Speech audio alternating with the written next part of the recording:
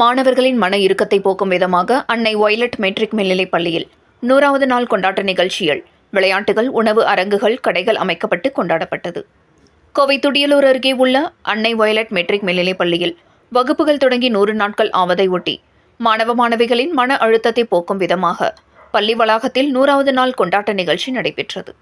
இதில் பல்வேறு விதமான விளையாட்டுகள் மற்றும் உணவு அரங்குகள், கடைகள் அமைத்திருந்தனர். கோவை துடியலூர் அருகே உள்ளது அன்னை வொய்லட் மெட்ரிக் மேல்நிலைப் பள்ளி. இப்பள்ளியில் வகுப்புகள் தொடங்கி 100 நாட்கள் ஆவதை ஒட்டி மாணவ மாணவிகளின் மன அழுத்தத்தை போக்கும் விதமாக ஒவ்வொரு ஆண்டும் 100வது நாள் கொண்டாட்ட நிகழ்ச்சி நடத்தப்பட்டு வருகிறது. அதேபோல் இந்த ஆண்டும் 100வது நாள் கொண்டாட்ட நிகழ்ச்சி பள்ளி வளாகத்தில் நடைபெற்றது. தமிழ்தாய் வாழ்த்து மற்றும் கடவுள் வாழ்த்துடன் தொடங்கிய இந்நிகழ்ச்சிகளை மாணவ மாணவிகளை தொகுத்து வழங்கினர். நிகழ்ச்சியில் அன்னை வொய்லட் மெட்ரிக் மேல்நிலைப்பள்ளி முதல்வர் அன்பு வடிவு அனைவரையும் வரவேற்று பேசினார்.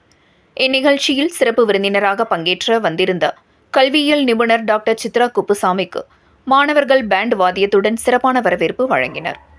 தொடர்ந்து மாணவ மாணவிகளிடம் பேசிய சிறப்பு விருந்தினர் சித்ரா குப்புசாமி, நமது குழந்தைகளை மற்ற மாணவர்களோடு ஒப்பிட்டு பார்க்கக்கூடாது என்றும் ஒவ்வொரு குழந்தைக்கும் தனித்திறமை உண்டு என்பதை செயல்முறை வழிகாட்டுதல் மூலம் பெற்றோர்களை கொண்டு சிறப்பாக விளக்கினார்.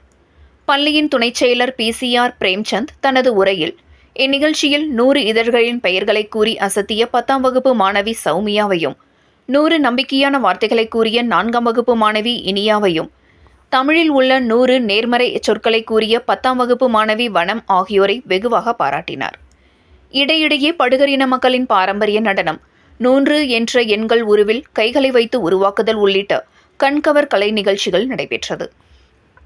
அதனைத் தொடர்ந்து 100வது நாள் விழா நிகழ்ச்சியினை சிறப்பு விருந்தினர் ரிப்பன் வெட்டி திறந்து வைத்தார். இதில் பள்ளி வளாகத்தில் பல்வேறு வடிவில் காற்று பலூன் விளையாட்டுகள், தண்ணீரில் மிதக்கும் பலூன் விளையாட்டுகள், சிறிய ரயில் விளையாட்டு, கேளிக்கை விளையாட்டுகள் உள்ளிட்ட பல்வேறு பொழுதுபோக்கு விளையாட்டுகள் அமைக்கப்பட்டிருந்தன. இதில் மாணவ மாணவிகள் ஆர்வமுடன் விளையாடி மகிழ்ந்தனர். மேலும் மாணவ மாணவிகளுக்காக குறைந்த விலையில் உணவு அரங்குகள், கடைகள் அமைத்திருந்தனர்.